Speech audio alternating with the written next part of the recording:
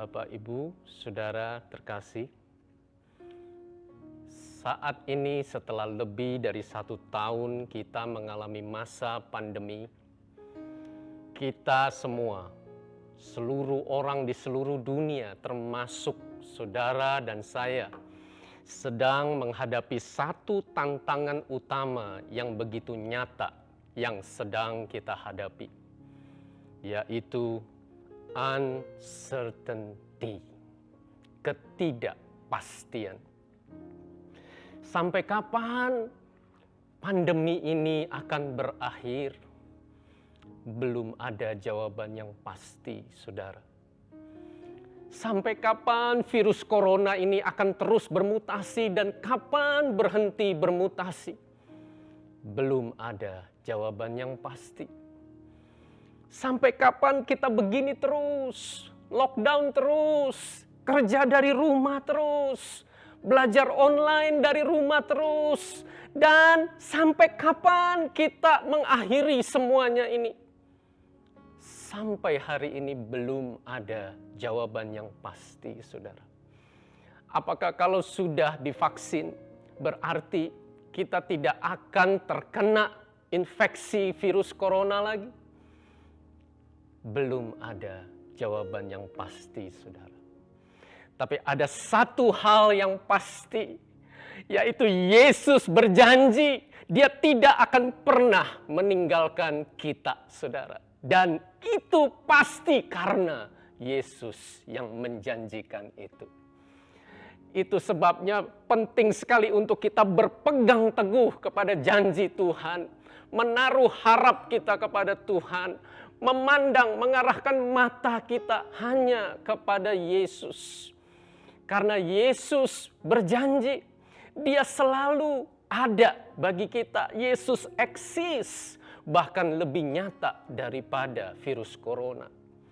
Saudara, Yesus juga, Dia bertahta, Dia memegang kendali, Dia tetap berdaulat atas seluruh kehidupan kita. Semua yang terjadi ini atas seizin dari Allah. Dan saudara, Yesus bahkan peduli dengan kebutuhan saudara dan saya. Sampai hari ini kita tetap dipelihara di dalam perlindungan dan kasih karunia Tuhan. Dan saudara, Yesus sedang menyelidiki, mengamati, sedang masuk ke dalam relung hati kita di tengah-tengah masa sulit yang terus berkelanjutan ini. Bagaimana respon sikap hati kita? Apakah kita tetap mengandalkan Tuhan? Apakah kita tetap bergantung sepenuhnya kepada Tuhan? Karena itulah satu-satunya sumber kekuatan saudara dan saya. Dan saudara, ini menjadi sangat penting. Kenapa?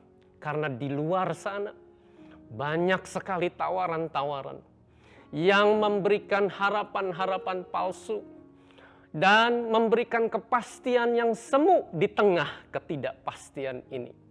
Baik itu berupa investasi-investasi yang bodong, saudara. Mereka menawarkan keuntungan yang menggiurkan di dalam masa yang begitu singkat. Baik itu berupa pinjaman online, mereka menawarkan solusi instan yang kemudian ujungnya menghancurkan hidup saudara. Dan bahkan juga dengan cryptocurrency, Bitcoin dan berbagai jenis koin yang lainnya saudara. Apakah berarti kita tidak boleh cryptocurrency itu berinvestasi? Kita tidak sedang membahas di sini boleh atau tidak bolehnya. Tetapi ada satu hal yang Yesus sorot dari semuanya itu, saudara. Yang Yesus sangat concern dan Yesus sangat menekankan, yaitu dosa ketamakan, saudara. Saat ini, saudara, mari saya ajak untuk kita sama-sama mengerti isi hati Yesus. Bahwa Yesus menghendaki untuk kita semua menang atas ketamakan. Kenapa? Karena ketamakan ini sudah sedemikian banyak memakan korban. Anak-anak Tuhan, bahkan saudara, para pemimpin-pemimpin Kristen, dan juga saudara, orang-orang yang menjadi pahlawan iman, jatuh di dalam dosa ketamakan ini. Yesus mengajarkan kebenaran ini di dalam Lukas 12 ayat 13-21, yaitu di dalam perumpamaan orang kaya yang bodoh. Saya ajak Bapak, Ibu, Saudara sekalian, mari kita mencermati supaya kita menangkap isi hati Yesus, apa yang sesungguhnya Yesus ingin kita mengerti dan kita lakukan di dalam kita menang atas ketamakan ini. Roh Kudus yang mewahyukannya bagi kita semua. Seorang dari orang banyak itu berkata kepada Yesus, "Guru, katakanlah kepada saudaraku supaya ia berbagi warisan dengan aku." Tetapi Yesus berkata kepadanya, "Saudara, siapakah yang telah mengangkat aku menjadi hakim atau pengantara atas kamu?"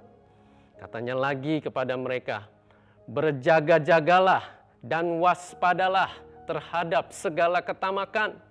Sebab walaupun seorang berlimpah-limpah hartanya, hidupnya tidaklah tergantung daripada kekayaannya itu."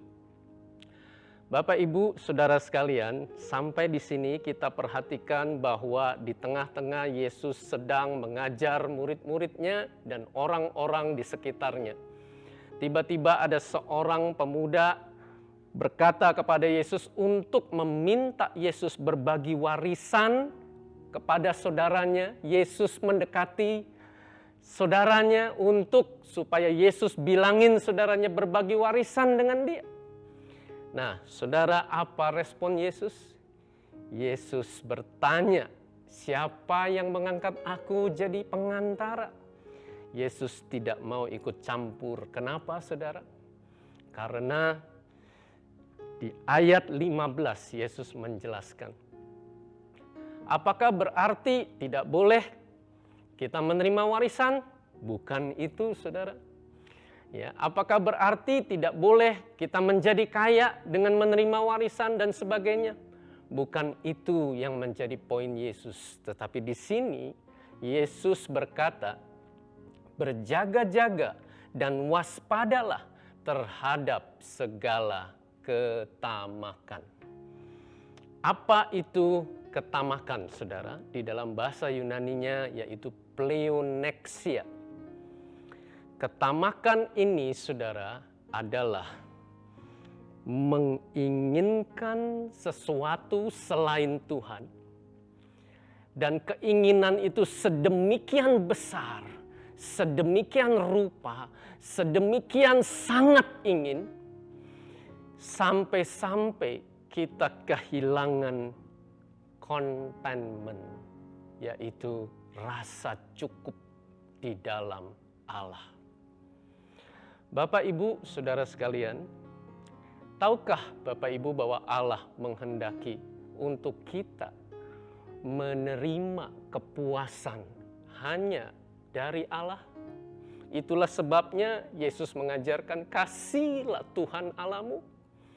Karena dengan engkau membangun hubungan dengan Bapa, Bapa mencurahkan kasih-Nya, kepenuhannya, kasih karunia-Nya, rahmat, anugerah, sukacita, dan segala kepenuhan Allah. Allah menghendaki untuk kita mengalami kepuasan yang sejati. Apa itu ketamakan? Ketika kita kehilangan hal ini, saudara. Karena kita menggantikannya dengan sesuatu di mana kita berharap sesuatu ini memuaskan hidup kita. Saudara sekalian, tahukah saudara, dosa ini sedemikian serius di hadapan Allah. Karena ini bahkan bukan cuma sekedar dosa, tapi ini firman Tuhan katakan adalah akar segala dosa.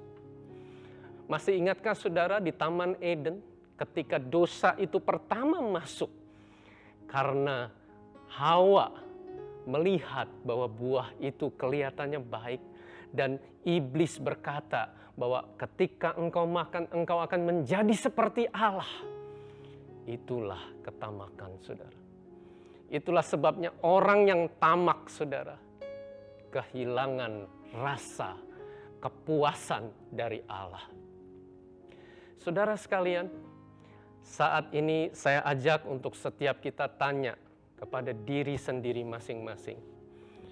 Bagaimana kondisi hati saya saat ini? Apakah saya masih mengandalkan, masih menaruh rasa harapan saya, masih menaruh kepercayaan saya, hidup saya, sumber kepuasan saya hanya satu-satunya kepada Allah?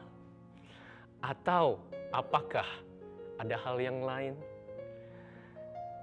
Ketika kita mengandalkan hanya satu-satunya kepada Allah, maka saudara, hidup kita akan mengalami kehidupan yang sejati. Itulah sebabnya saudara, orang yang mengalami contentment, saudara. Di dalam 1 Timotius 6 ayat 8 Paulus katakan, kalau orang sudah konten, ada makanan, ada pakaian, bahagia, saudara, cukup. Tetapi orang yang tidak merasa cukup, tidak konten, saudara. Walaupun dia berlimpah ruah, hartanya dan semua yang ada padanya, dia tetap merasa tidak puas, saudara. Itulah sebabnya Paulus katakan, saudara, untuk mengalami contentment, untuk merasa cukup ini, itu harus belajar, saudara. Ini bukanlah kualitas yang otomatis di dalam hidup kita. Itulah sebabnya Paulus menulis di dalam Filipi 4 ayat 11, aku telah belajar mencukupkan diri dalam segala keadaan. Kenapa? Karena misalnya hari ini kita sudah konten, belum tentu besok kita tetap konten, saudara. Dan kalaupun besok kita konten, saudara, minggu depan, bulan depan, tahun depan, tidak menjamin kita akan terus-menerus konten. Ini adalah dynamic battle, saudara, pertarungan terus-menerus. Untuk kita terus mengandalkan Allah, untuk kita terus bergantung kepada Allah. Itulah sebabnya Yesus mengajarkan, berilah kami pada hari ini makanan kami yang secukupnya. Contentment harus dilatih setiap hari. Disinilah pentingnya Coram Deo, saudara. Saudara, untuk kita terus memandang wajah Allah, kita bisa manfaatkan mesbah Coram Deo pada pagi atau malam hari. Dan yang terutama, saudara, untuk kita terus membangun gaya hidup yang terus bergaul dengan Allah, memandang wajah Allah, hidup bersama-sama, tinggal berbaring, tinggal di dalam Allah. Saudara, dan disinilah pentingnya kompak komunitas sepakat untuk kita saling memperhatikan, saling membangun, saling menjaga. Kenapa? Karena kalau kita jatuh di dalam dosa ketamakan, itu ada ciri-cirinya, saudara. Mari saya ajak untuk kita lihat, saudara. Orang yang jatuh dalam dosa ketamakan, di ayat selanjutnya dikatakan, kemudian ia mengatakan kepada mereka suatu perumpamaan, katanya, ada seorang kaya, tanahnya berlimpah-limpah hasilnya. Ia bertanya dalam hatinya, apakah yang harus aku perbuat? Sebab aku tidak mempunyai tempat di mana aku dapat menyimpan hasil tanahku. Lalu katanya, inilah yang akan aku perbuat. Aku akan merombak lumbung-lumbungku, dan aku akan mendirikan yang lebih besar, dan aku akan menyimpan di dalamnya segala gandum dan barang-barangku. Sesudah itu aku akan berkata kepada jiwaku, jiwaku, ada padamu banyak barang tertimbun untuk bertahun-tahun lamanya. Beristirahatlah, makanlah, minumlah, dan bersenang-senanglah. Jika perumpamaan ini sampai di sini saja, saudara, kita akan sangat mungkin melihat bahwa orang kaya ini adalah seorang yang pandai. Dari mana kita menilai demikian? Karena dikatakan di situ dia menjadi kaya bukan dengan menipu, bukan dengan cara yang salah, tapi dengan hasil tanahnya yang dia tanam, saudara. Dia menjadi kaya dengan tidak melanggar hukum. Dia tidak menghambur-hamburkan uang. Uangnya ngumpul, saudara. Dan bahkan dia menabung. Dan dia mau berinvestasi, saudara. Dia ingin membangun lumbung yang lebih besar. Dan kita lihat bahwa dia punya perencanaan jauh ke depan. Bahkan dia menyiapkan masa pensiunnya. Berapa banyak di antara kita, saudara, yang juga sebenarnya melakukan hal yang sama. Saudara, bahkan orang-orang di luar sana, mereka yang tidak percaya Tuhan, pun melakukan hal-hal yang demikian. Apakah semua hal ini salah?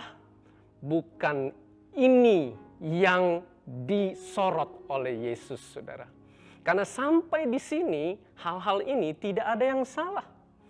Tetapi ada substansi hal yang keliru yang terjadi pada orang kaya ini, yaitu ketika Yesus berfirman, tetapi firman Allah kepadanya, "Hai engkau orang bodoh, pada malam ini juga jiwamu akan diambil daripadamu, dan apa yang telah kau sediakan untuk siapakah itu nanti?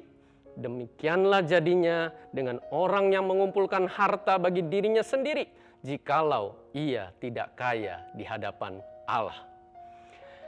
Satu pertanyaan yang saya ajak untuk kita renungkan, kenapa Yesus menyebut orang kaya itu bodoh? Saudara sekalian, karena hidup kita di dalam bahasa Yunaninya zoe tidak tergantung oleh kekayaan materi kita, saudara. Orang kaya ini jatuh di dalam ketamakan. Dan ketamakan ini membutakan pikirannya. Paulus menjelaskan, saudara, di dalam Kolose 3 ayat 5, ketamakan, keserakahan itu sama dengan penyembahan berhala. Dan berhala itulah yang telah membutakan pikiran orang kaya ini. Dari mana kita tahu? Orang kaya ini gelap mata, saudara. Karena dia menyembah ilah, yaitu Mamon. Punya mata tetapi tidak melihat, saudara. Dan itu terbukti dia melupakan Allah, saudara. Di dalam rencana-rencananya, kalau kita bahas, saudara, dia bicara semuanya adalah tentang dirinya sendiri. Aku, dan aku. Tidak ada Allah di dalam rencananya sama sekali, saudara. Dan tidak ada orang lain di sana. Bukan hanya berarti dia tidak memberi, bukan hanya berarti dia tidak memberkati orang lain. Saudara perhatikan, yang dia katakan kepada dirinya sendiri, dia tidak meminta nasihat dari orang lain. Dia tidak meminta pandangan orang-orang di sekitarnya, bahkan para penasehat. Dia hanya berurusan dengan dirinya sendiri, saudara. Dan dia juga melupakan jiwanya sendiri. Karena dia hanya memikirkan hidupnya di bumi. Dan dia lupa bahwa setelah kita mengakhiri hidup kita di bumi, kita akan masuk kepada kehidupan yang sesungguhnya di akhirat. Di surga atau di neraka, saudara. Nah, saudara sekalian, saat ini mari saya ajak untuk kita perhatikan bahwa dia berkata, "Aku tidak mempunyai tempat di mana aku dapat menyimpan hasil tanahku." Saudara, kalau kita hitung, kata aku dan ku tidak kurang dari 13 kali disebutkan, saudara. Dan sama sekali tidak ada Allah di situ. Allah berfirman, "Tuhanlah yang empunya bumi serta segala isinya, dan dunia serta yang diam di dalamnya."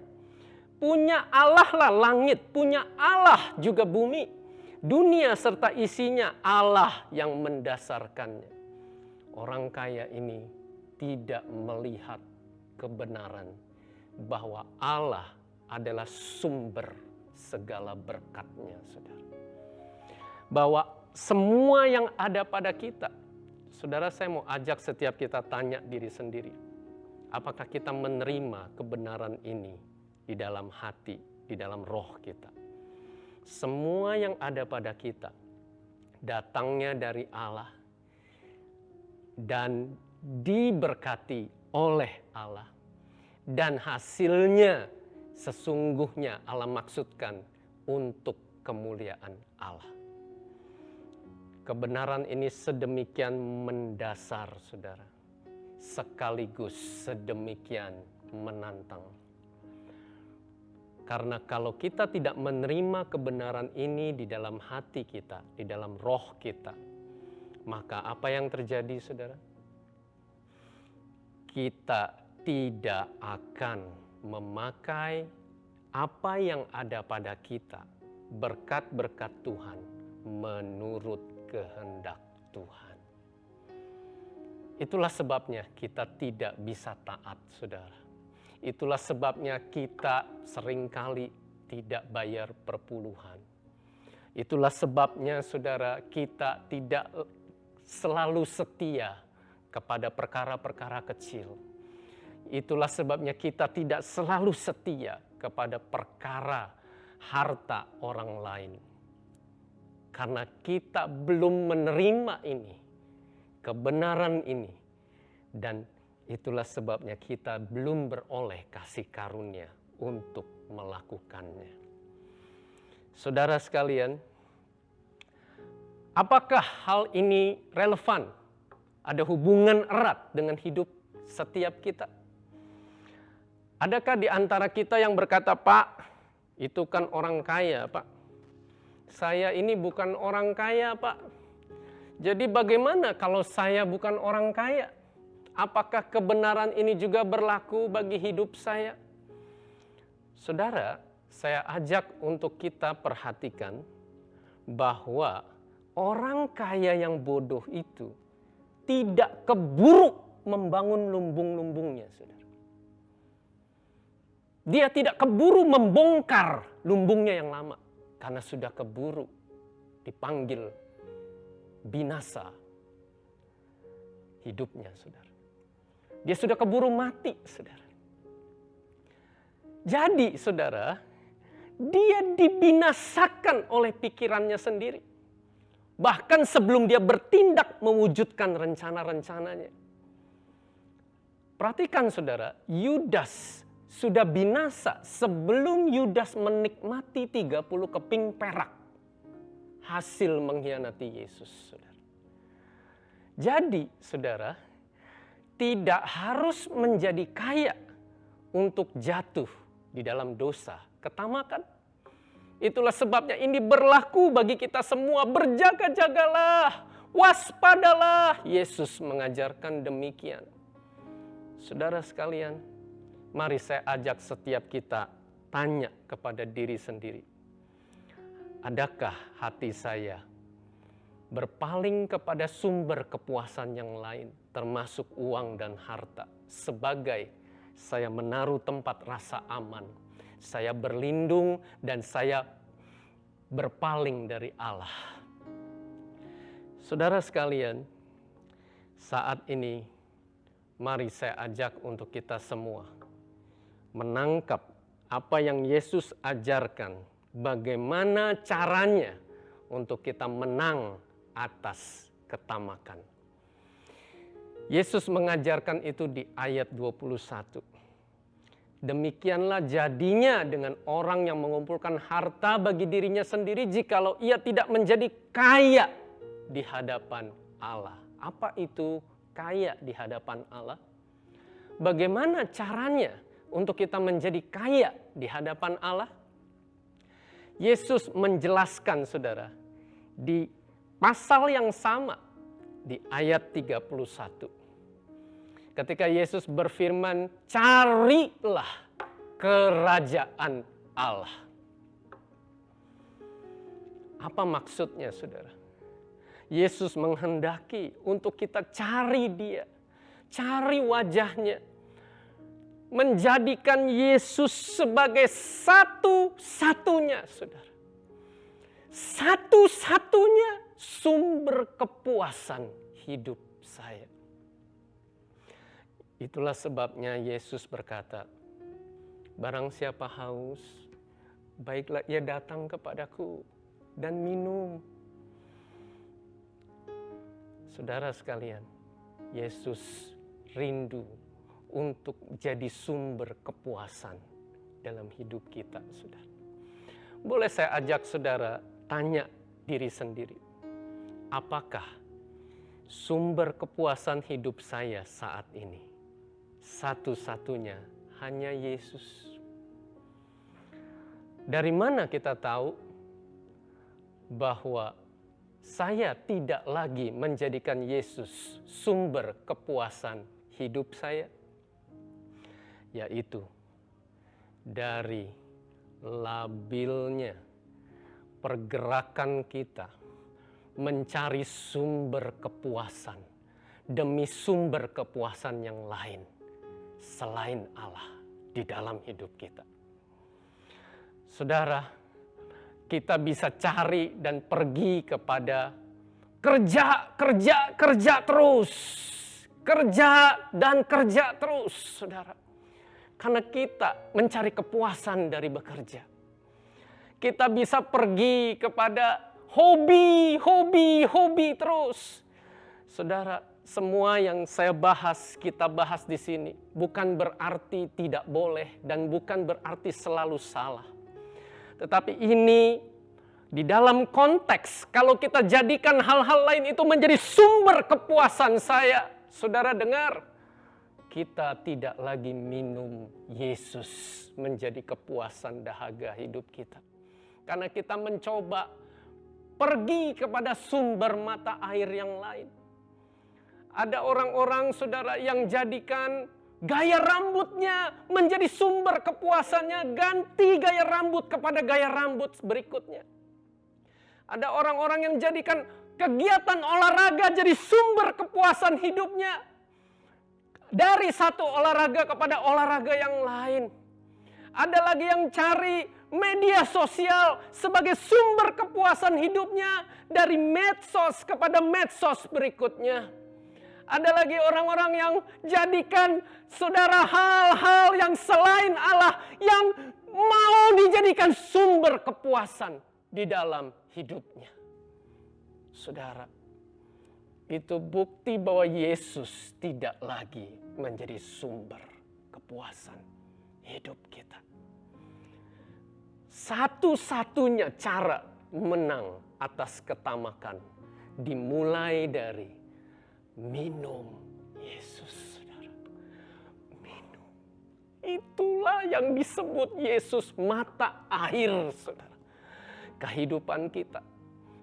Karena jiwa kita menjadi wadah untuk Yesus memuaskan dahaga kita. Yesus saja yang menjadi sumber kepuasan hidup kita, saudara. Dan itulah kunci pertama dan utama untuk kita menang atas ketamakan. Makanya Yesus berfirman, carilah kerajaanku. Carilah kekayaan, kekuatan, sumber hikmat, sumber sukacita dari aku. Apakah saudara pernah berpikir, kalau saya cuma cari dari Yesus, jadinya gitu-gitu aja Pak? Jadinya statis, saudara dengar? Orang yang jadikan Yesus sebagai sumber kepuasan hidupnya, bahkan lebih dinamis daripada orang yang cuma keliling-keliling berputar-putar cari sumber kepuasan demi sumber kepuasan yang lain. Kenapa? Karena di dalam Yesus ada segala hikmat, ada segala sukacita, ada kasih yang berlimpah-limpah, ada pertumbuhan, ada buah-buah yang berlimpah-limpah, saudara. Dan ketika kita sudah menerima kepenuhan Allah itu, maka hati kita akan dipenuhi oleh segala kepenuhan Allah.